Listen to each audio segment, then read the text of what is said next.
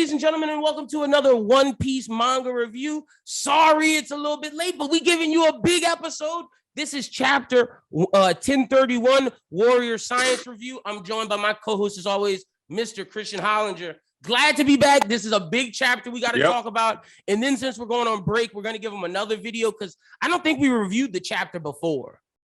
No, I don't think so. And I don't even really remember what happened in that chapter. That was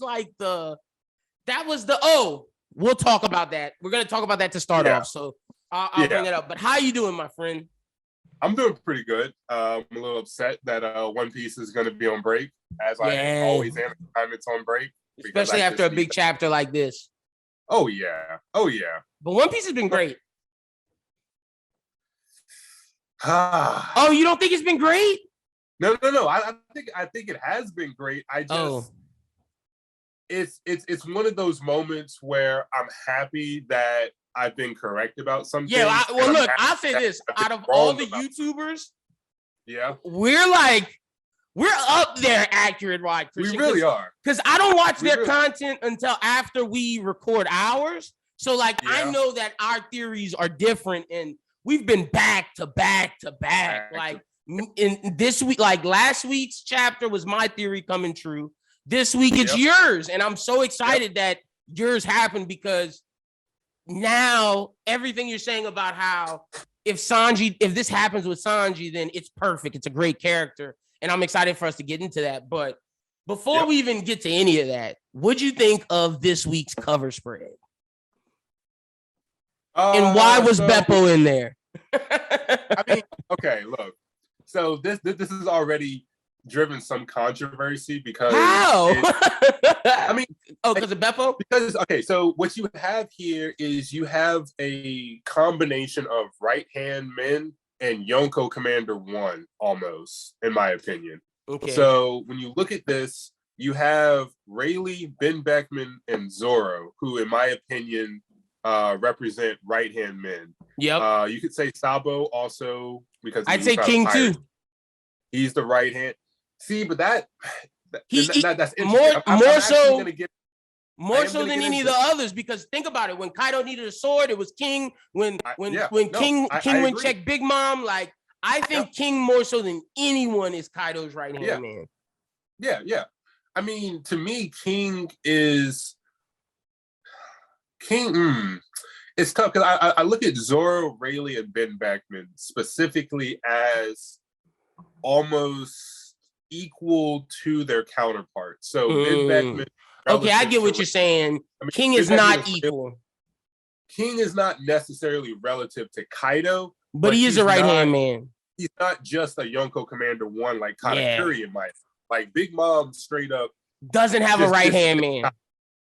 She does not give a crap about Katakuri. When Katakuri tried to warn her, she was like, "What do you think you're doing? You're just I'm a Yonko. My son. Yeah, y'all are all my kids. You're nothing. Y'all are my soldiers. And this is your next strongest, person battle asset, and you're talking about him. Kaido doesn't talk to King like that. No, he doesn't even talk to Jack like that. Even though the brothers talk to Jack at all. Yeah, at all.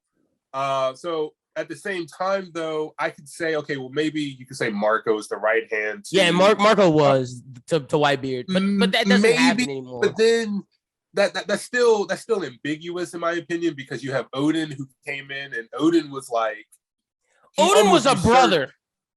I mean, he was a brother. No, and I agree, which is kind of why I think Odin was a mercenary. We got to look at Odin as a mercenary who could have been a right-hand man, but because he left to Winter Rogers, I see everybody on this list as someone that would not leave their captain and would die for their captain. That's fair. That's how I'm looking at this.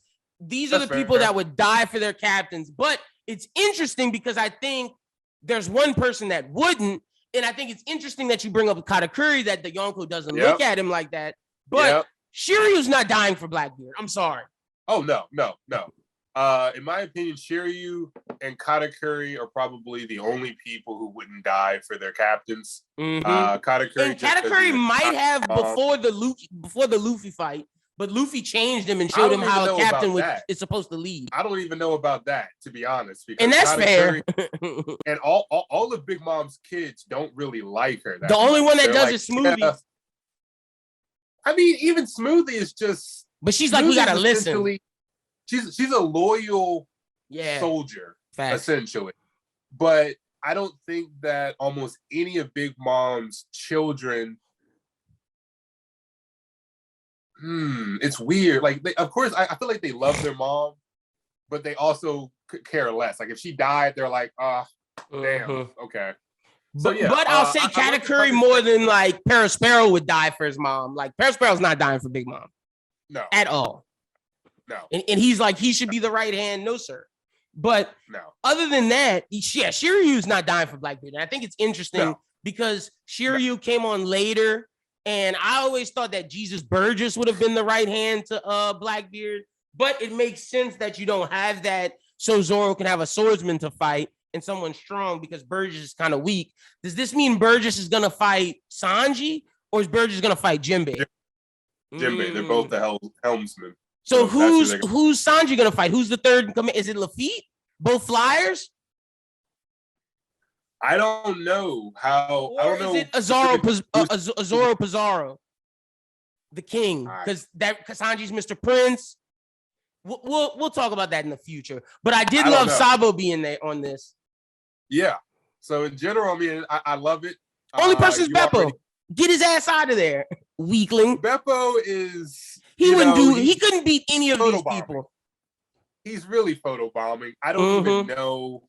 Like, at this point, Oda is making a joke out of Beppo. I feel like Beppo and Panda Man might be like the same entity at this point. Hey, but shout out Khalil, because Khalil in our Discord made a great observation. He was like, because we were talking about this, he was like, it's one of two things. Because I brought up, I think he did this for merchandise. And he was like, that's probably true. But he thinks a Sulong Beppo is coming before Wano ends. I mean, it has to. I mean, he's essentially the only named mink that we haven't seen use Sulong yet. And since he's in this spread, like, it's like, you got to give this man his shine. Like, this is Law's right-hand man. And usually I wait to watch some of the other reviews until after we do our review, but I did watch Sawyer Severn's review. Yeah, this one was late. He did bring up a very good point about Beppo. Beppo has not been shown really on screen that often. True. But I think that's been on purpose. I forgot. Big Mom drained 100 years from Beppo's brother. So Beppo has reason to dislike Big Mom. And since Law is fighting Big Mom, I would actually be okay with Beppo come and help. Not necessarily coming to help because or fighting a Big Mom kid. Law and kid's job. But I would love a Sulong Beppo coming in and like punching her at least once and being like, that's for my brother. Gotcha. Something, maybe when Smoothie comes up, somebody's gonna have to fight Smoothie. Maybe that's Beppo's job. Even though I'm thinking like, geez, Killer should fight her because he's stronger than Beppo. Like Hawkins, I don't think is equivalent to Smoothie, but that's a power scaling conversation. So, we can save that. So low. Hawkins that's what I'm saying. So like Beppo needs to fight someone low, but we shall see. But great spread. Loved it for your guys, Zorro. Loved how it looked. It was great. So the way these reviews work is we go do a brief summary of the chapter, then we dive through each of the themes. And since we didn't talk about last week's chapter, in the beginning of this review, since we do see Law Kid and Big Mom, we will talk about Awakening. So, but real quick, we get this chapter opens with everybody like, dang, Big Mom shouldn't have survived this. We see Law and Kid, and Big Mom breaks free of the kid awakening of letting all the steel beams come on. She's in like Oshiruko or life, and she takes all these people's souls, and she's like, this not enough. So then she straight up takes 1 year off of her life to make her grow bigger, stronger, basically give her a boost. I'm assuming this is the benefit of her soul power, but we'll talk about that. And then Law and Kid are like, F this, time to go all out. We got more to give. We then see Apu and Drake. Drake turned down Apu's offer to team up. He's like, fuck this. Yamato breaks through, running through. Apu's like, Yamato, join me. She's like, nah, I'm not with Kaido no more. And he's like, funny enough. And then she strikes Drake randomly. Drake's like, I'm not with Kaido either, but she's happy that she hears that from Drake. the number Fuga then chases after Yamato. And there's a theory about that. We'll discuss that. Yep. And then we see CP0 coming and is face off with Brooke and Robin. And everybody's like, yo, y'all get away. We'll help protect y'all. And Robin's like, these agents are different. So they're running. We then get to Sanji, the whole Sanji situation where he thinks he hits a woman. He's not sure. We then see the flashback where he probably did. And then Sanji has a big moment that we'll discuss. He destroys something. We'll discuss that. And then he calls Zorro, has a big conversation. And then he does a move that Christian's been predicting. I don't want to talk much about that because we're going to dive into it more when we discuss. But that's the brief summary of the chapter. Let's start off with Awakening. This is something I predicted. Yep. I didn't think Law would awaken, but it makes sense. That is since Luffy has Conqueror's Haki, and that's the only way he can fight the Yonkos. Awakening is a way that Kid and Law can. I still don't think they'll beat Big Mom, but I like Law's awakening. Kids, I'm glad he said this week that I don't care what's gonna happen. I'm gonna go all out and do something else because I want to see more Magneto from him, man. Like I feel like his awakening was kind of like his moves, a little underwhelming. Like Kroom. I know people saying K-Room or Chrome or whatever. I'm calling it Kroom. I just like Kroom. It sounds better. Shit looks badass. I think this makes Law so much stronger. And I loved his awakening. Just kids didn't like. How'd you feel about it? Yeah. I mean, I have to agree again. So we've speculated on Kid and how his magnetic abilities could be broken. And basically, you know, I have to admit, before I even go into Kid, I was surprised that Kid and Law are awakened. Same. Does this mean Luffy's going to be awakened this arc? I hope not. I still don't think so. To your point, I think that Oda did that because he gave Luffy, you know, advance. I feel like it's a leveling. And you know, so he had to pull Law and Kid up, but it's like some people were saying this opens the door for Luffy, and I'm like, no, man. I think it opens the door for Luffy to get it in the next arc or the arc after. But not this arc. You don't make not this arc, especially since you, like you said, you're trying to make Zorro and Luffy somewhat equal. You want to make Kid and Law as rivals to those two with Killer. So since we found out Zorro has Conqueror's Haki and Ashura is essentially doing Conqueror's coding, Luffy's consciously doing Conqueror's coding. How do you make the other two equal to them somewhat? Because like we always say, if it's the Straw Hats versus Kid and Law's crew, they're getting smashed with two Conqueror's Haki users. So the way you kind of even that out is giving them awakening. Right. And I have to agree with that. The only thing that I didn't necessarily care for in the introduction is that unless I missed it, I don't believe that there was any buildup or allusions to the fact that they were awakened. Like, at what point did Law awaken? I mean, that's the thing. He's been with the Straw Hats since Punk has it, right? I assume it was after Dressrosa. But it's like off screen, he just Doflamingo kicked his ass, and then he had like a hockey bloom, I'm assuming, and he's like, "Oh shit, my devil fruit awakened." I think I have to assume that this is see the way that I'm thinking about with devil fruits and awakening is I'm thinking it's kind of like Bleach until we learn about it. Like I feel like it's like Bleach with the Bankai getting to know Zangetsu, or it's like with Asta making a devil contract. Like I feel like once Law saw that Doflamingo was awakened and he learned of it, I think he concentrated on that and was like, how do I awaken my fruit? And then whatever way it was, I think that's why he was able to do it, because you got to think about it. You got to see it before you can know. Like, for example, Kid now knows Conqueror's Haki coding is a thing. He sees all of Luffy's Haki. He's going to have a Haki bloom after this. Law had a devil fruit bloom because he saw it from Doflamingo. And, you know, I think that's why. That's the only reason I can give. Because if not, you're right. It comes out of left field, and it makes it only because you got to give them something, and you can't give them that Haki shit. So let's awaken them. I mean, I get that, and I'm not going to nitpick that too much. Was Crocodile awakened? That's a beautiful question. I like to think he was, now looking back at it. But then it's like, did Luffy beat awakened Haki user back then? So you got to think he's not. It's tough, man, because Crocodile should have had Haki and been awakened. I only bring that up because I can agree that, you know, by Law being exposed to awakening, it would lead him to, awakening. But by that same logic, Luffy faced off with Doflamingo and Katakuri. Let me say that. I'm glad you brought it up. Law is more cerebral, more of a tactician. Once he saw it, he focused in on it more. Luffy was just like, bro, I don't know, whatever. I'm keeping it pushing. Right. Like, I think that's what it is. But now I think he'll maybe start to work on it more, or it'll be something that he thinks. Now that you bring that up, I think you're absolutely right, because the more I think about it, it kind of makes sense that would play out. Like, Law knew when he faced off against Doflamingo straight up exposed him. He knew, if I get you on the defensive and I don't let up, you're going to run out of stamina.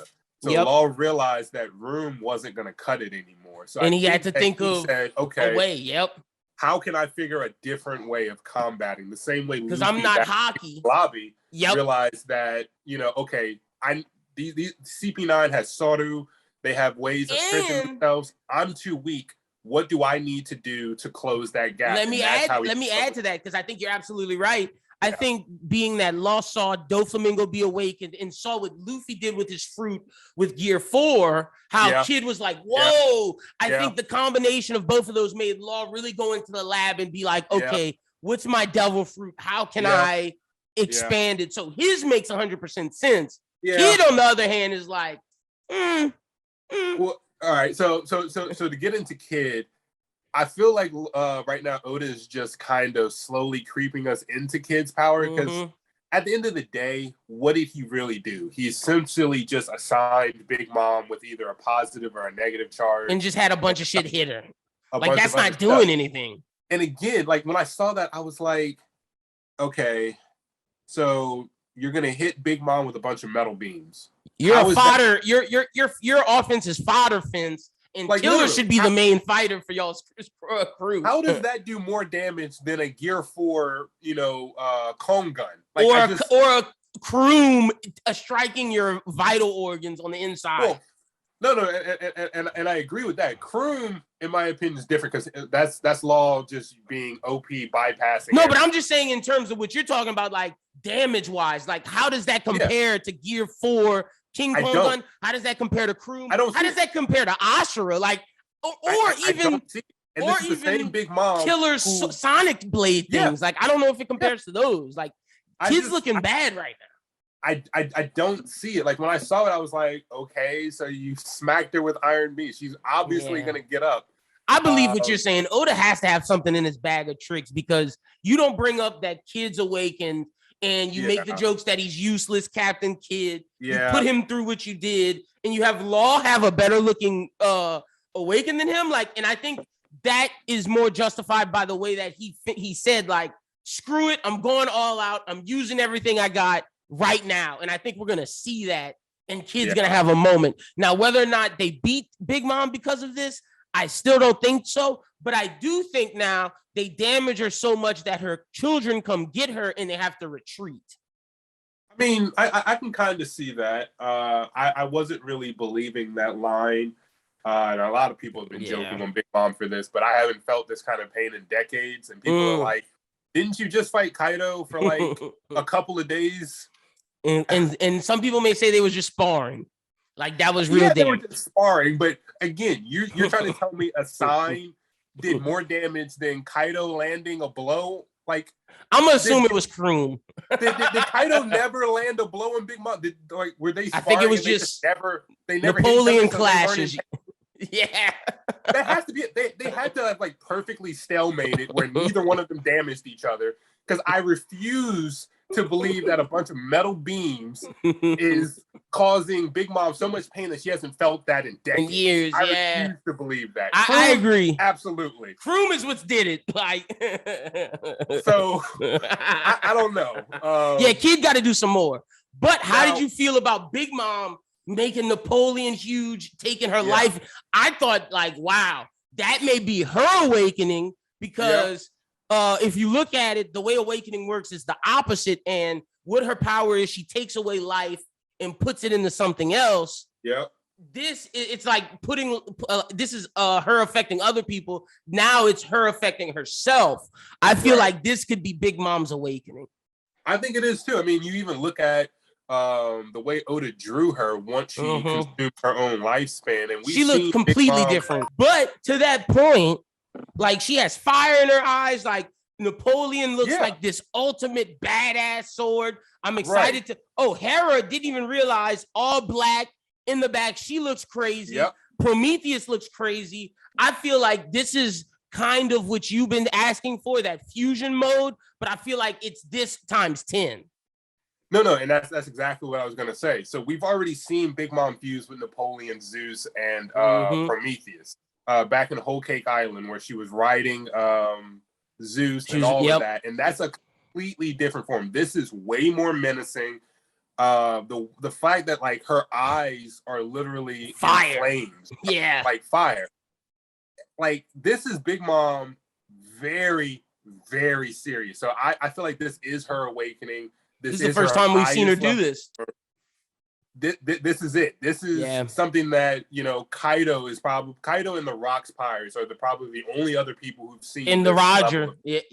Like the people she fought. Well, and I feel like this is the equivalent to Kaido's hybrid. Like if Kaido was in hybrid mode versus Big Mom, this is what she would do to combat that. Yeah. So good on them for making her put her out. And I did love this line. I have to give credit. I loved when Big Mom said, Trafalgar Law, Captain Kidd. I'm sure you've come from my throne, just like Straw had Luffy. Yep. So take it if you can. Prove you're worthy of being an emperor of the sea. I love that for my guy Law. I love it for you, man. Surgeon of Death. Love it too. I love it too. I think that is Oda letting us know that they're the next two Yonko candidates. It's going to be Law and Kidd. Like when you think of the supernovas, we already know that Luffy has no interest in becoming a Yonko. We know people like Hawkins are never going to become a Yonko. You submitted. Once you submit to like Apu, Hawkins, even X-Drake. Like X-Drake submitted to the Marines. Once you submit, like that knocks you out of the Yonko thing because you have no ambition. That's why Arouge is so interesting because I feel like he's the only other supernova in the race for whatever this is. Now, and I do feel like Arouge may be more of, I want to know the Void Century history, kind of as a Law rival almost. I don't feel like he's trying to be Pirate King, but it does put him in the mix for Yonko because Arouge is the only person he took out a Big Mom commander, and he's the only person who we know that haven't submitted to anyone. Right. So I mean, I agree with all of those sentiments. I hope, you know, Kid really brings something else. He got to. A sign just. That's Luffy's first rival. Like, more like Law is his homie. Like Law is his Whitebeard. He is supposed to be Shiki. Like he's supposed to be his 100% rival. Like, and that's funny because honestly, Kid's supposed to be how Whitebeard fought against Roger, and Law is just Whitebeard talking to Roger under the cherry blossoms. Like, and I don't see that from Kid. Like Kid is giving very much Shiki vibes. He got to pick it up. I'm still waiting. Yeah, you know, I know. I'm still waiting. I'm glad he has awakening. I am too. But you know, it makes him special in the supernovas. And I do think Oda, you don't give him awakening and bring up all of this just to have him throw a bunch of steel beams. I'm expecting some Magneto level shit. Consistent. This dude, all he's doing is smashing people. Yeah. Like he's either using Punk Gibson to smash you, or he's like, oh, let me use a sign to Can we get a big robot? Like, even if he does like a Megazord like Frankie, I'd rock with that. You're pulling off, like, you want him to literally be Bullet from might as well. Bullet from Stampede.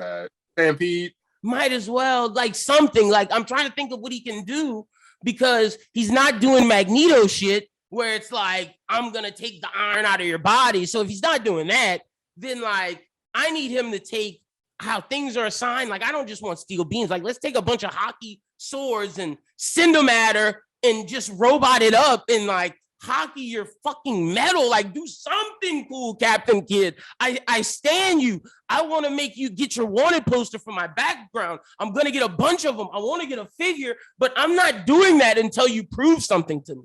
Like, I just can't. So, that's enough on them. Let's move. One last thing, though. I don't understand why Big Mom gave life to the steel beams. Because wouldn't that just essentially mean that Kid and Big Mom would be playing tug of war to control the beams? Like, she would be like, oh, I gave the beams life, so they'll be. That's a good point. Maybe that's going to help Kid in the end. I control metal. Yeah. So it's like, because even though Napoleon had life, he controlled Napoleon. That's a good point. So I think this is a writing. You notice something interesting. I think that's put on there on purpose to give Kid a little up. Like, I don't get the point of that, but I know that's a great point. Napoleon's gonna be useless too. Like, she's only gonna be able to use Hera and Zeus, and I'm picturing Hera and Zeus. You remember those gloves, sock and boppers, where it was a big. I picture her putting Zeus and Hera. I mean, not Zeus, Prometheus and Hera on like some sock and bopper gloves and just start punching nature style punches. So right. But let's get to trash ass Apu. Gosh, I hate Apu. I hate him. He's the worst supernova. He just is. Because I don't get why he is one. Because all the supernova have ambition. Like, even Hawkins had ambition at first. Apu just seems like, I'm going to ride on whoever's coattails is popping at the time. It's like, again, to your point, I don't understand why Apu is a supernova, because it looks like Apu is just here for a good time. Mm-hmm. Like, he's like, oh, let me go join the Beast Pirates. Oh, they're about to lose. Let me go hop on another ship. And it's like, well, you're not really trying to rule anything. You're not trying to overcome. Like, Capone submitted, quote unquote, to Big Mom, but that was really just him saying, well, let me get inside so I can dismantle and take over. So that was to his character too. Like, he's a mafia boss, so he was trying to use. And that's what he's done. He said that that's what I do. That's why I think Capone is still in the race for, even though I know he doesn't want to be Pirate King. He just wanted a family. But I think more so than anyone else, like, if I had to rate who was Luffy's and Zorro's biggest rivals in Supernova, it's Law, Kid, Killer, and then to me it's Beige. Like, because I know Beige, what he brings, how serious he is. We don't know anything about a Rouge, so we don't know that. And to that point, I think that Beige could become a Yonko, not literally like power scaling wise, but the crew, territory. Yep. He's all about territory. He's all about gathering military might. So and if Big Mom loses and Chiffon and his relationship, if he, makes Katakuri his first commander and he takes control of the family, and it's the Big Mom family, the Charlotte family, it makes sense. He's a mafia boss, all families. I think that I could see Capone being a Yonko, replacing Big Mom and taking over the Big Mom family. I think that's an interesting theory. I haven't heard that from anyone. So that's one of those that y'all just remember this show said first. But I did like X Drake. I'm so into X Drake, man. I need X Drake to just ball out. I'm not into X Drake. Future Admiral.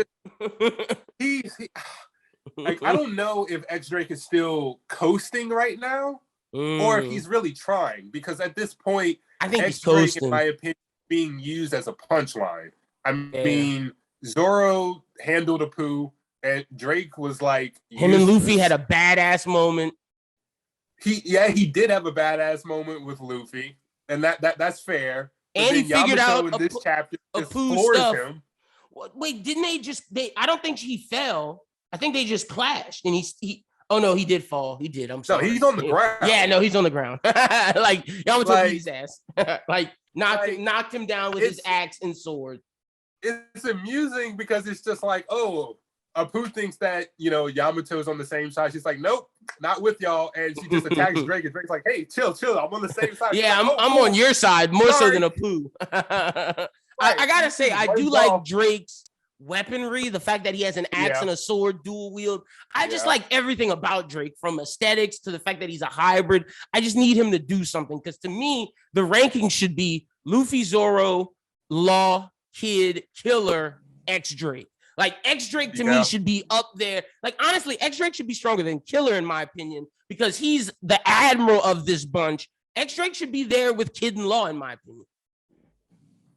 That's where I want him. I don't think he is. I mean, from, to go on a slight tangent, he has a position that would make sense like that because what is his ranking comparison to Kobe? I forget again. Is he above or below? Yeah, he's above within Kobe. Sword. He's above Kobe, yeah. So he's above Kobe. And he was a flying 6 on Kaido's crew, which is the third strongest division. And he was the top of that. Like, people were gunning for him because they didn't want him to get that spot. So that says... And you know that Drake wasn't even trying to promote himself within the flying 6. So he has portrayal that says he should be up there, but it still seems as though the upper echelon of the supernovas, there's a sizable gap between the top supernovas and the bottom supernovas. And I think that's not even counting Blackbeard, who has a gap between everyone else. True. And I think Drake should be in between that gap. I don't think he should be under it. Because to me, he's the Marine representative. He's the one that, like, okay, if we're going to predict the next Admirals, Smoker hasn't shown me shit. Like, I think X-Drake kicked Smoker's ass. So, like, it's got to be X-Drake and Kobe as like the next Admiral candidates, and I see X-Drake more so than Kobe. Dude that has a dinosaur hybrid form and can hockey attack. Like, I just feel like he's set up to be that guy. Yeah. So I agree. But how do you feel, just to continue on this portion, are the numbers the samurai? Is Zorro's pappy one of these numbers? I'm gonna be honest. I see the resemblance in 2 of the 3. The mustache. The third one is the one you don't see. And the really big one, who seems to be representing the bigger Fuga samurai. Yeah. But it's the third and it's the third and Fuga, not the mustache twirler, evil looking one that was drinking sake while all this was going on. His back's to him. Yeah, but not that guy. I'm saying that the twirly mustache might have been the other samurai who I called Denjiro's father. Ooh, see, I thought Denjiro's father was the other guy. Like, go look, because they have the same goatee. Like, they have the same facial hair. Goatee, but if you look at like the facial bones and stuff, like the body structure, the face, he looks like the other. See, I thought Fuga was the fat one. Like, hear me out. I think they're trying to say that Fugo might be Zoro's dad, Zoro's father. Oh, I don't see it. I don't see it either yet. I can see the other 2 being experimented on, perhaps in like Punk Hazard and turned into monsters. Yeah. So I don't know yet. I don't want to buy it yet, but it's definitely. I don't know if this is a waste. Like, is this a waste to make Zoro's dad a number? I would rather Zoro's dad just be dead. Me too. Be a number, because I don't to be a number or Green Bull, because like I know the Green Bull's theory's going around. I would rather that than a number, but like I'm with you. Can he be dead? And like I think that would be I think that would be great if 2 of the samurai are the numbers, and it's like Zoro's dad fought so hard that they couldn't turn him into the number, that they just killed him because he was too much and overwhelmed them. Right. So that's how I kind of see it. I hope that that's the case, because I don't really see how narratively having Zoro's father become a number, how that helps his story. Yeah. Like, how does that, like, Zoro's not going to go and talk to Fugo and be like, oh, you're my dad. That's why it works so well with Yamato, because Yamato was in the cave, like, make him one of the other samurai so that you boost Yamato, while still, I think if you make the other numbers the other samurai, it boosts Yamato and it boosts Zoro's narrative, because it's like, well, damn, what happened to my pops? Did he die fighting? Is he Green Bull? Like, I think that's a better story than making him a number. I agree with you on that. I agree too. I did entertain the Green Bull theories, but the more I think about it, that's also really weird. Yeah, it is. We talked about that before, but I mean, why would Zoro's dad like leave Wano and join the Navy? It never made sense to me. I know people like that theory, but I'm with you. I am anti that one. I'm just let him be dead. Like, we don't have to have secret things for everybody's family. Like, just let him be dead. I think that works well. Now, Brook and CP0. Is Brook about to get his fight? Is this going to be Brook's fight? I hope so. Okay, but there's two of them. Maybe that's where X Drake comes in and fights one of them. I mean, maybe depending on, how Apu, Yamato, and Drake move. If they run into each other, then sure. Because I'm just thinking there's the tall one and then the masked guy that we always see. So I think Brook can fight one of them, but who's going to take on the other one? Some people were saying Kawamatsu. Some people were saying, is this where Denjiro comes in? But to me, it doesn't make sense making a Wano Samurai fight them. I think it makes more sense having someone from the outside fight them, whether that be a Straw Hat. But X Drake just makes a lot of sense because he can't give up that he's sword. And he doesn't really like CP0 because he was like, Kobe, why are they here? So it just makes for interesting story, and we can get that Marine dynamic through that. I can see that. I think Brook and CP0 will be really good. Brook's in the new world, especially since Whole Cake Island has been on fire. He can. I think Brook can beat one of them. Two of them, no. One of them, yeah. Maybe not. But again, like, has Brook gotten a dedicated fight that is relevant? No. I don't think so, because he took out Black Maria's weapon, and then he took out Black Maria's henchman. But this is gonna be his fight. Yeah. Then it also makes sense because I think Brook is the only Straw Hat outside of Usopp, Jinbei, who wasn't at Eni's lobby. Oh, okay. So that's what he never got to protect Robin in the first place. And he's the only Straw Hat who doesn't have a real fight besides Usopp in this arc. Right. And then on top of that, not saying that like tall people should fight each other, but the body, it fits. Remember, he looks like he's really tall. And he kind of has an afro. Yeah, and he kind of has the afro. He's in all white. Yep. And then Brook is in all black for the most part. And that's why I'm thinking let X Drake fight the leader. And if the leader's a hybrid dinosaur animal, because I'm assuming all the CP people we've seen have had, besides Khalifa and besides Bluno, the upper echelon like Jabra, Kaku, Lucci, and even Husu have all had zones. I would love for the little mask dude to be a zone 2, and you can have the X Drake zone versus whatever zone he is. It would make sense if he was a woolly mammoth too, just to throw that out there. Right. And again, back to the point where I said I feel like all the Straw Hats need an uphill battle where they grow from that. That's huge for Brook. Fight would be perfect for Brook. I mean, Brook's already shown that he can contend with Big Mom. The anime episode came out. He cut up Zeus again. Yeah, it was beautiful. I love that. So man, Sanji got smoked by King. I mean, I'll reference that when we get to Sanji. But it was worth it. I'm saying it now, Christian. It was worth it for this chapter right here, baby. Everything that happened with Sanji is worth it now. Finally. I mean, I praise One Piece almost every review for this because I feel like as a whole, managing the entire property of One Piece, I don't think any other anime / manga has to do it, has syncopated their anime and their manga so well. I mean, you have a Sanji episode that perfectly lines up with a Sanji chapter. Yep. And that's not unusual. You see that very often in One Piece. And I think it's purposely done centered too. around a character. The anime seems to also be centered around that character, even though it's in completely separate time spaces. Yep. So I love that, again, because the anime episode shows us, okay, Sanji has room to grow. And in the manga, we're seeing he's growing. Yep. So it fits perfectly. But the last thing I wanted to say on Brook and CP0 is, again, we know Brook is stupid quick.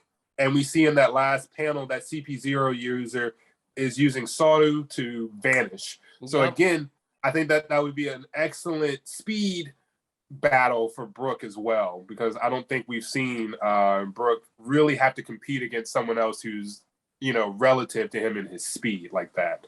I agree. But I think we can move on to Sanji. To Sanji? Let's get it. Talk to me. How you feeling? So obviously the beat up girl is I didn't like it. Can I be honest? Like, now that this, to me, Oda straight up just told all of you out there who's like, I want Sanji to hit women. I want Sanji to hit women. Well, here you go. He hit one. And do you feel better about it? No. I think Oda hammered in the point that he made it a defenseless woman more so. And I think going forward, no matter what happens with Sanji, whether he chooses whichever path, I do not want him to hit women. I'm going to just be honest. At this point, like, that's who his character is. I agree and I disagree. And, you know, I'm not trying to turn this into a Zoro versus Sanji thing again, but one of the moments that really crucified Sanji's inability to deal with women is when Zorro dealt with Monet. At that point, it was like, okay, well, Oda's showing us that there are ways to handle women without. Let me counter you, because before you even finish, not figured that out yet. But see, wait, let me counter you, because I think it's not a figure it out strategy thing. I think it's a let's make these two characters specifically so dramatically opposite, but so similar. And I think that's why there's a rivalry. Like, even though Zorro wouldn't want to hit a woman, but like he said, he's an animal. Like, Zorro is a beast to his core, where Sanji is this Mr. Prince type guy, this chivalry, this knight. Like, Zorro is a Ronin, a samurai. Sanji comes from France, knightliness. And I think that's the perfect way to showcase the two. And I think the way that he gave that speech about Luffy that we'll get into, I think solidified that for me, where I understand what you're saying and I get it, to where maybe Sanji can find an interesting way around it. But I think that's one of the things that makes his character so distinctly him, to where, okay, he's a knight, Zoro's a Ronin. This is the difference between the two types of gentlemen. And this is why they're the opposite, but both necessary for Luffy. Well, no. And I get that. I'm not saying that I want Sanji to start brutalizing women. And no, I know you're not saying that. But, you know, when we go back and, you know, this is headcanon on my part, but I've watched Zorro versus Monet so many times that I still remember, you know, each line that Zorro pretty much delivered. So you have the scenario where Zorro's fighting Monet and he's doing nothing but blocking her. He's not trying to attack her at all. Monet picks up on this and she's like, oh, you don't want to hurt a woman. So she pretty much ignores Zorro, goes to fight Nami, goes to fight do Tashigi. some other stuff. Zorro still is just defending. Tashigi comes in and pretty much loud caps Zorro and was like, oh, he'll never cut you. Then Monet, you know, is like, oh, I was right in my assumption. Zorro's like, oh, Tashigi, you're here. You're a woman. I feel more comfortable if you defeat Monet. So he sat his butt down. Tashigi fights Monet. She can't cut it. So Zorro allows Monet to bite through Tashigi's shoulder. And right before she would have pretty much broken through it, he's like, all right, enough. I'm tired of this. He cuts Monet, but he does it as a warning. He just cuts, you know, her face, right? Now, that right there is something that Sanji would never do. No, right never, yeah. Which is, to your point, Zorro did hurt a woman, which is something that Sanji would never do. However, that was a warning to Monet, right? So then he shows up, and again, before I knew that he was using conquerors or anything else, I thought that he was playing a mind game. That's what I thought that Great Shock was he said, okay, I'm going to sit here and I'm going to act like I won't hurt you. I'll, you know, lull you into a false sense of security. And once you've let your guard down, I'll cut you and scare the crap out of you. Then I'll act like I'm about to bisect you. And your mind will essentially be sliced in half. You won't be able to, you know, cope with the fact that you should have died, right? So Zorro says, to your point, you know, have you ever met a wild beast that you knew wouldn't bite? But he also says, of course, there are things I don't want to cut, and I don't. But I still do it. But I, you know, and that's my issue when it comes to Sanji. It's like, okay, sure, don't hit a woman, but can you not incapacitate her? Can you not tie her up? Can you not speed blitz her out of the room and take her somewhere else? That's fair. Like, now, I'll agree with that. Now, tying her up or moving her, I think Oda could do. I definitely rock with that. But I will say this. And that's all I'm saying. That now, I agree with that 100%. That's all I need him to do. But I do think that one of the reasons why I love Sanji so much and why he is my second favorite character in the whole story is because he's one of those people that I'm so firm on my ideals that I'm willing to sacrifice my life for it. And he stands on that in this chapter. Like, this chapter solidifies that for me. Of his chivalry. That's what he believes in. He believes in his chivalry and the teachings of Zeph. And if that's not the case, if he doesn't follow the teachings of Zeph, then he's like, I'd rather die. That's what he believes in. That's what he loves, because that's the person who gave him life. I mean, yeah, I get that. I do. I do. I guess that's just frustration that I have to the character. Yeah, that's just why you just don't vibe with that character, and that's okay. Right. I mean, no, it's not that I don't vibe. I do vibe with him. What upsets me is that Sanji's been dealing with this to a point where, to your point, he's so adamant about sticking to his morals that he screws over people anyway. Like, when you go back to Enies Lobby, but he hates himself for that. I think to that point, I think he adamantly hates himself for that. He does. And that is the whole mental break that he's having right now. But it's like, you knew Robin was in jeopardy, which is a woman that you actually care about. Now, I get, okay, Sanji loves all women, but do you really think that Sanji gave a crap about Khalifa outside of his shortcomings that forces him to be irrelevant? No, he cared about Robin. He knew that Khalifa was an issue. And yet, he was apparently okay with being like, oh, I guess Robin is just going to have to, go through what she has to go through because I refuse to do anything about Khalifa. He didn't even leave. It's like, if you know if you know that you are useless in this situation, speed blitz, get out of there. But I think that's like, before he's a speed blitzer. Like, I'm gonna say that Enies Lobby Sanji is a different guy than the one we're dealing with now, because I think the one we're dealing with now would have done that or would have had faith in his female teammates to where the Robin thing where he calls for Black Maria. I get that, but that's why not to harp on this too much again, but this is the same criticism that I had with Black Maria. You, Sanji, beat up all the male subordinates, but you couldn't get out of there. Yeah, and I think that's fair. To beat up all the men, but you still got caught by the women. I think that's a fair criticism of, and just like I think to your point of tying that's up. All I'm saying. And no, I think that's 100% fair of him escaping, tying up people. I agree with, because you're not like the other people that's like straight up just go beat them, give up your morals. No, you're saying you don't have to give up your morals, but find an interesting way to get out of it, whether that's tying them up or just using your incredible speed to get out. I agree with that.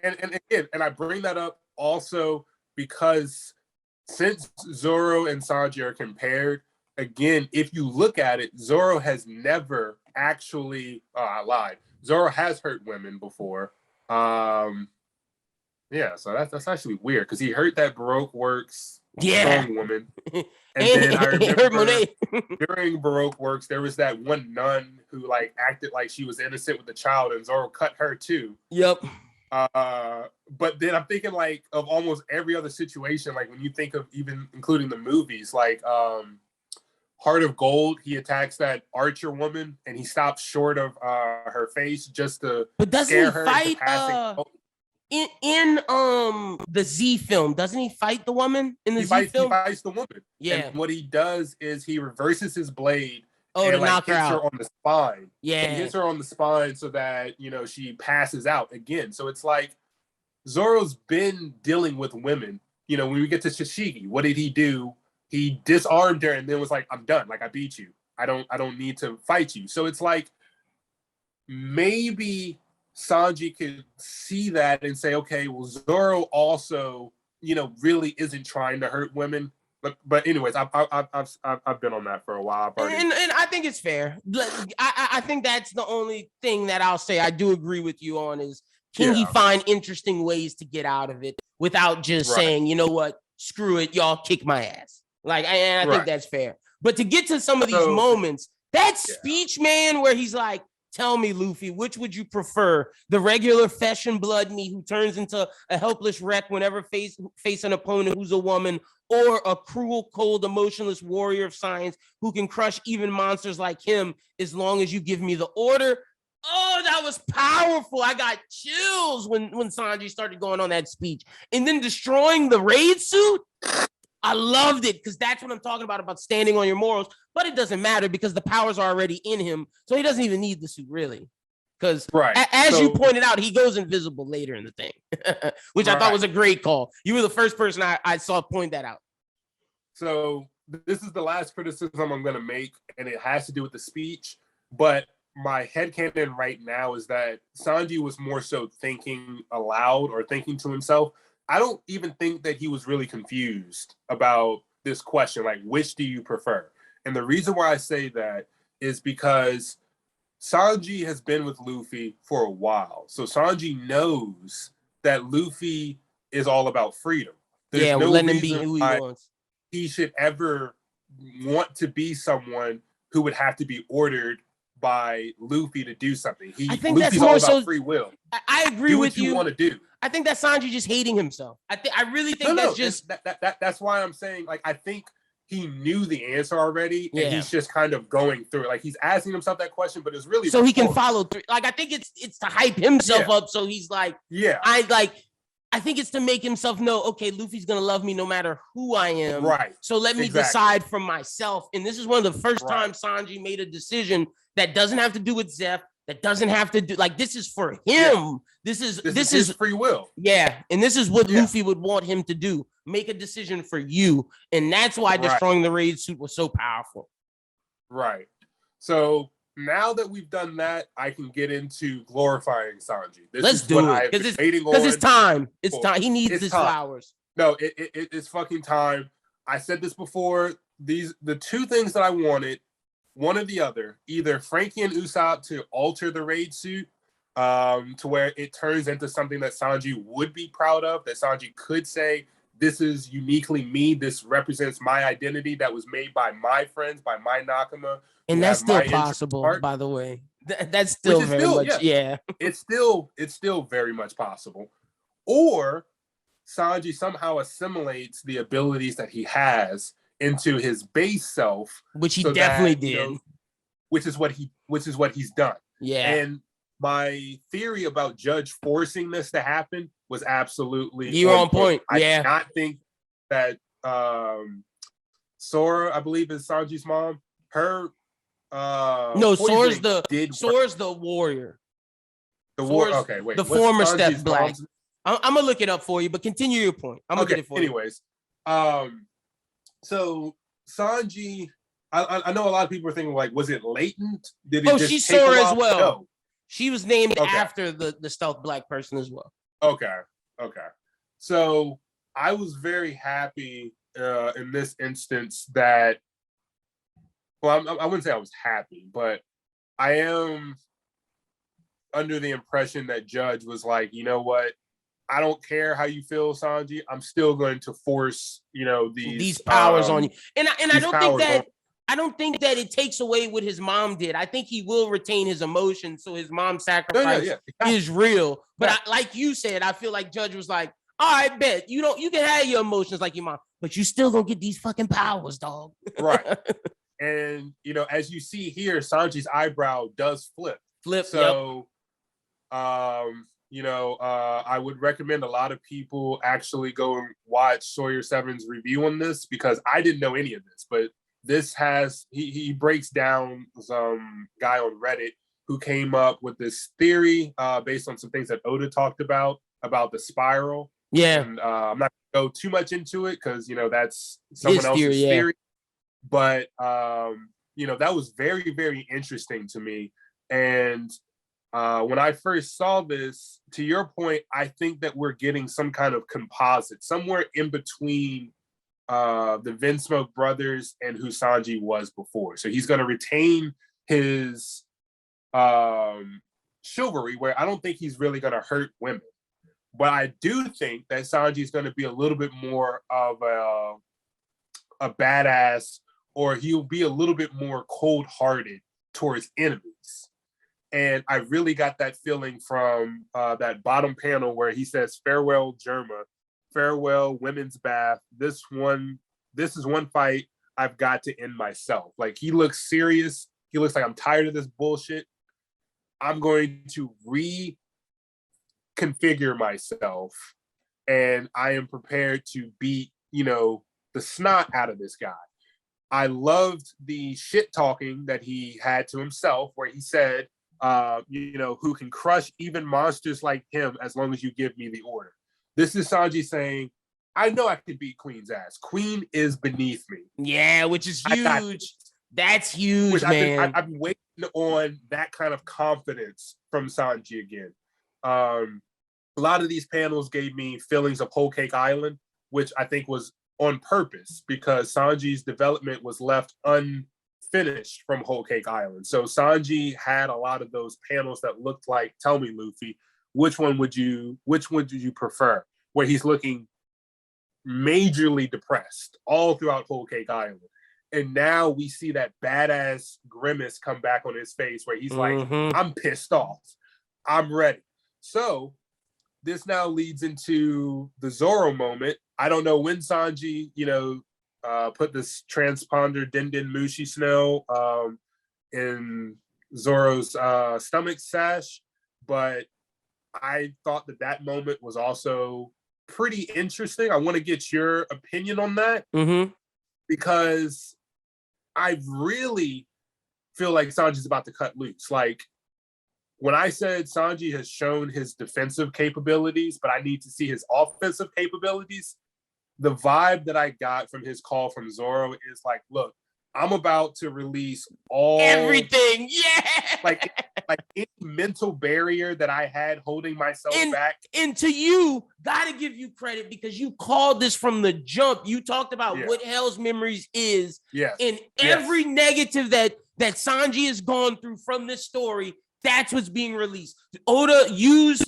he made Hell's Memory as sort of this gag, but it was purposely done because that's something that Sanji, he loves women, so that stuck with him. But that was just a joke. That's not what he's relying on for Hell's Memory. It's the fact that he's relying on the bad situations that's happened in his life to fuel that in everything. Virgo breaking his leg, dealing with the fishman shit, going to Zoe, dealing with all of that, dealing with being embarrassed there, dealing with Doflamingo kicking his ass, dealing with going to Whole Cake and turning on the crew and choosing Zeph, all of that, putting all of that, it's about to be unleashed. And it's like, if I can't turn back to normal, Zorro, kill me because I'm about to go to a darkness level that I've never went in. I know people are saying, oh, they want to see a white type of fire because he says he's burning white hot, but I think it's the opposite. I think he should be, and I told you, I texted you, I think it should be a black flame. He's black leg Sanji. This is all of his negative emotions. This is all the anger. Make it black flames, Amaterasu fire, baby. I'm in it. Oh. Black leg Sanji and Stealth Black. Yeah. Two synonyms with black. So we've both been on the same page. We all want, Sanji's original name was supposed to be Naruto. So we already have a reference to another anime that involves Amaterasu in it. So I would love Black Flames from Sanji. And you already said it. The first Hell Memories that we saw in Fishman Island was a gag. What was fueling Hell Memory? Him running away from the Okama. So it's like, that sucked for Sanji, and that is like his personal hell. So that would fuel his emotions. But that's not the Hell Memories since Fishman Island. And there's a purpose for why he never used it. Right. He had to stockpile a whole bunch of emotions. And we know that Sanji's one of the most emotional beings on the crew in the whole story. All of One Piece. Yeah. Within One Piece. Yeah. And I think that to that point, I think because of Judge Augmentation's work, it also augmented his mom making him keeping his emotional by making him overly emotional. So he's overly emotional, and now that his Germa abilities is activated, I think more so than any other Germa, he's gonna have overly exerted Germa abilities. Whereas like for example, what's his name? The blue one, how he used his dinky blue, how he used it, but it was a small lightning. No, Sanji's gonna be able to go fucking invisible for however long he wants. His speed's gonna be increased because he trained his body to this point, and I think everything's gonna be overexerted, and that's why Hell's Memories is such a great ability for him, because he has too many emotions. Right. And so before we handle, the Hell Memories panel here, I do want to juxtapose this chapter with the episode. So I even made a tweet about this recently, where when I read Sanji versus King in the manga, I got a completely different understanding than what I got from the anime. So in the manga, we have Shinobu trying to save Momo. She fails. Sanji comes in, breaks the chains, frees Momo, throws Momo to Shinobu. He then clashes with King, and then gets knocked down. Yeah, so it sends him into the building. Because the manga didn't flesh it out, I almost felt like, okay, they clashed almost equally, and then King caught him off guard or something. No, it was head on. No, the anime expounds on this. We have Sanji using Shooting Star Osoba kick, and King almost pulls a Rayleigh and blocks this with a hand. Now, granted, Rayleigh blocked Marco with a finger. 2 fingers. So, there's... Wait, was it 2 fingers or was it 1? It was 2, because he did like this. Okay. Oh, okay. Yeah, It was one of those. So Rayleigh blocked it with fingers. So Rayleigh still has the higher feet here.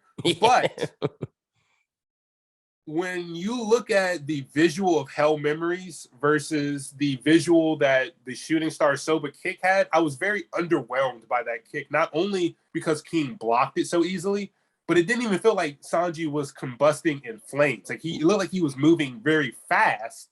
Yep. And there was a lot of wind pressure from the kick, but I didn't really sense a lot of destructive. And I think maybe that's where the raid suit hindered, because he's moving so fast.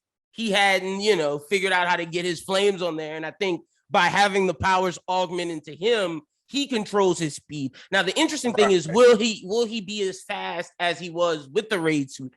That's what I'm wondering. Because his defense is up. His offense is going to be the same. His defense and offense is going to be the same.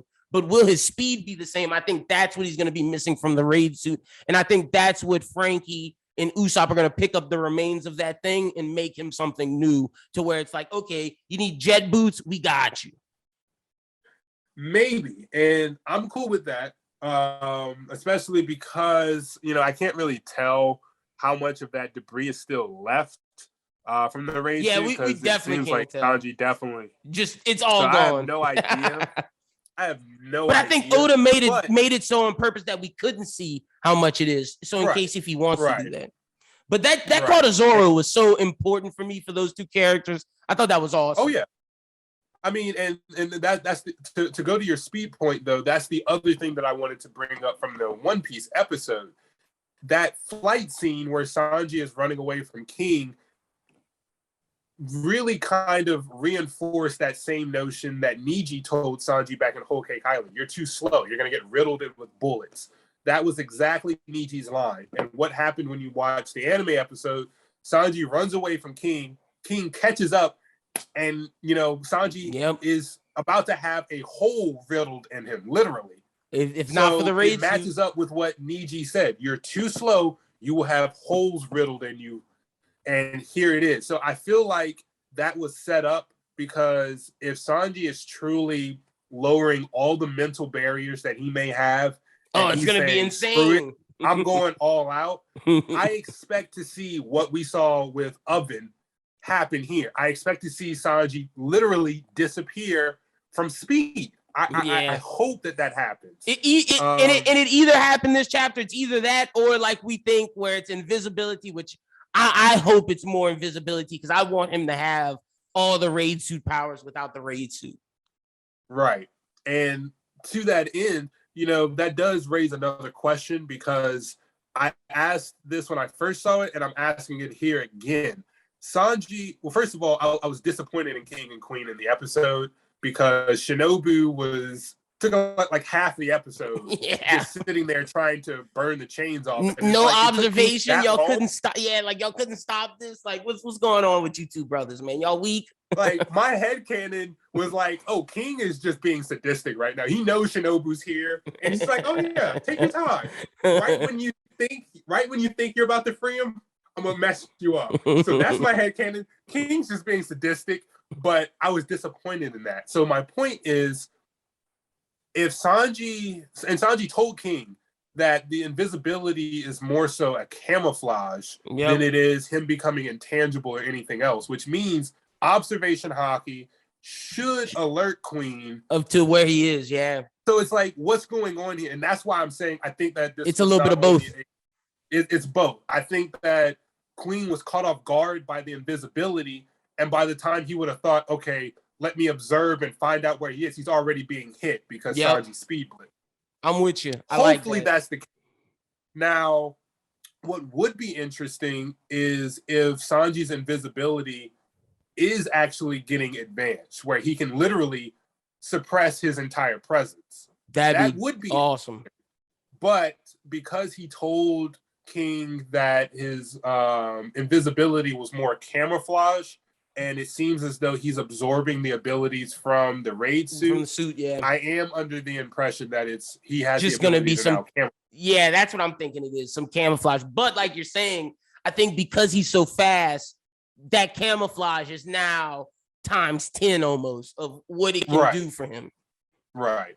So, the last thing I have is Sanji says hell memories, right? Mm-hmm. Now, I might be wrong here. Is hell memories in and of itself an attack, or is it like Ashura or Gear 4? Is it a higher level? Because Sanji will use Diable Jambe, but he has multiple different techniques within the Diable subset. I'm gonna go on a limb and say this is his Ashura, this is his Gear 4. This is his Gear 4. Like, he goes hell memories mode. Hell memory techniques that makes him burning with passion, and then he does hell memory. Yeah, exactly. That's what I hope it is as well. Like, I hope we get Hell's Memory of Matarasu where his flame turns black and we get a kick. Like, that would be awesome next chapter. But before we finish up, the call to Zorro just shows to me why they're the second and third in command. It shows, like, I'm not going to burden Luffy with this. You're the right-hand man. I trust you more than anyone.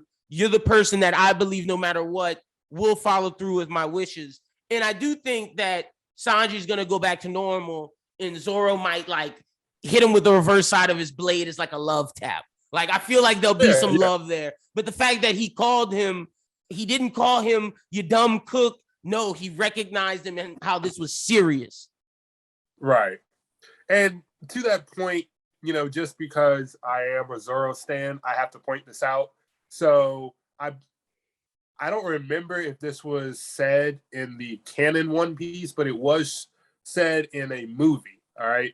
So this actually is a contentious point for a lot of Sanji fans. I forgot the name of the movie, but it's the one where Zorro is facing off against his childhood friend with the sword. There's a point where Zorro seems to betray the Straw Hats, and he attacks a woman to get this crystal. This pisses off Sanji, and so Sanji decides to battle Zorro. And long story short, Zorro one-shots him. Mm-hmm. And what happens is there's a moment where Sanji goes to kick Zorro. Zorro's about to use like an onigiri. So like his arms are crossed, and Sanji's foot is right there on his arms. So Zorro pauses and says, Sanji, you're in a very vulnerable position right now. A word of advice: when fighting a swordsman, never lose focus, even for a second. And right after he does that, he does his attack and defeats Sanji, right? Mm-hmm. So that reminded me of the war. A lot of people love to say that Mihawk and Issa were, equals. But if you actually pay attention to the anime and the manga, Mihawk's not even looking at Visa. Mihawk is literally watching Luffy while battling Visa. He's not even looking at Visa. True. And he's doing this. So when I saw that, and then I see Zorro literally is fighting King, and he has a moment where he is not looking at King. He pulls out the transponder snell and starts talking to Sanji. I'm like, wait, like I know it's not the same because we see, Zorro still paying he has blocking, the lines. He's not doing it as casually as Mihawk, but he's still at the end of the day, he's still handling King without fully focusing on King. And look at this, ladies and gentlemen, a Zorro fan bringing up some Zorro shit in a Sanji video. Let him do his thing. Let him get his flowers on. I have to. Now, here's another point that I also found very, very interesting. Again, I think Sanji can handle it in the mentality that he has right now, not what he had when he first fought King. But notice when Zorro says, "You think I don't know that?" But after the finisher, if I'm not in my right mind, that panel, King is flying at Zorro, supposedly, I'm assuming, with the same attack that would have pierced a hole through Sanji in the raid suit. So I still think that Sanji has grown exponentially since that first King clash. So different fighter at this point, right? If Sanji were to have clashed with this beak, I think he could have done something closer to what Zorro's doing right now. But I also do want to point that out. When Zorro uses armament hockey, he is an unmovable object. Because remember when King literally sent Zorro flying out of the Skull Dome with, I believe it was like Scarlet something, that wing attack where he that's just, a beautiful point. Flying. You know what they always say, what happens when an unmovable object meets with an unbreakable force. I think it's interesting that Zorro's the unmovable object and Sanji now with this exoskeleton is the unbreakable force. So Luffy has both of them fighting for him. Right. That's awesome. I didn't even realize that until you said that. Correlation. So that's a very good point there. Think the Dark Knight. Every time Heath, that's one of the things that stands out when Heath Ledger's like, "We're gonna do this dance for forever. You're the unbreakable force, the unbreakable object, and I'm the unmovable force. Which one will lose first?" And young me, that stuck out in my head, and I still that stands out to me more so than you either live long enough to be a hero, to see yourself become the villain, or you die. Like to me, that quote is more important than that one to me. Now, the last couple of things I wanted to say on this is, again, I'm not sure. I saw this tweet and I found it hilarious. I don't think this is the case. I think that King's beak just looks like this. But when I remember watching the anime episode and looking earlier, it looks like King's beak is, kind of flat. But after he clashes with Zorro, it looks like it's bent. So the tweet on saw, the top, I see what you're saying. Did Zorro bend King's beak? I don't know. I think that we've seen King's beak from a specific angle so we couldn't see the bend, because I think that that's just a normal. I think that is normal. But you are right. I did find that hilarious. Like if he bent King's beak, just that on a would block. Be hilarious. Yeah.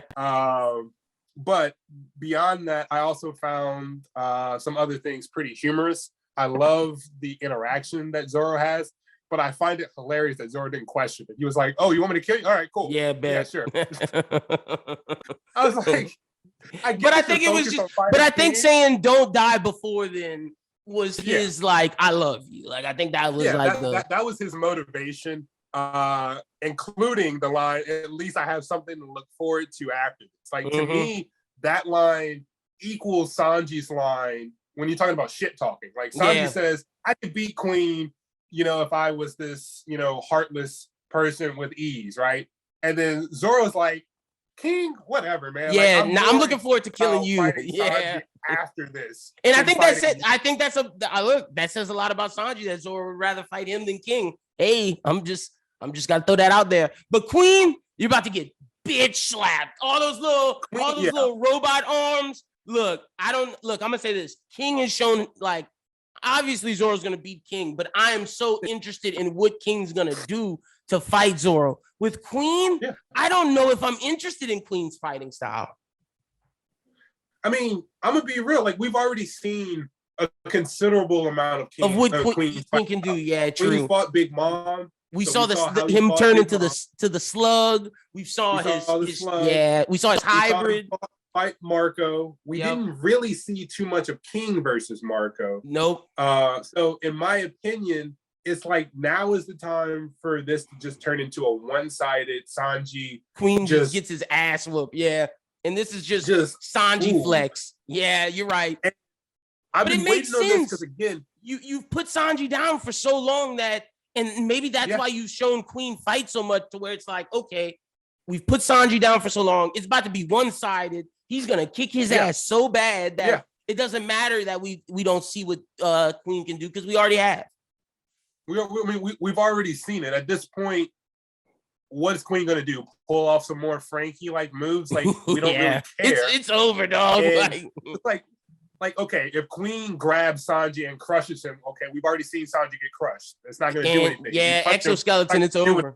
Yeah, you shoot a laser beam at him. I mean, Zoro, Luffy, and Sanji have been dodging, pacifista laser beams since they came back. Skip. Yeah. So what exactly can Queen do at this point?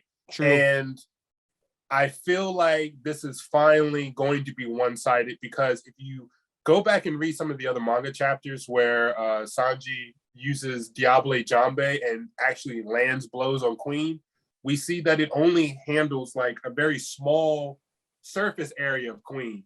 Hell Memories just completely engulfed everything.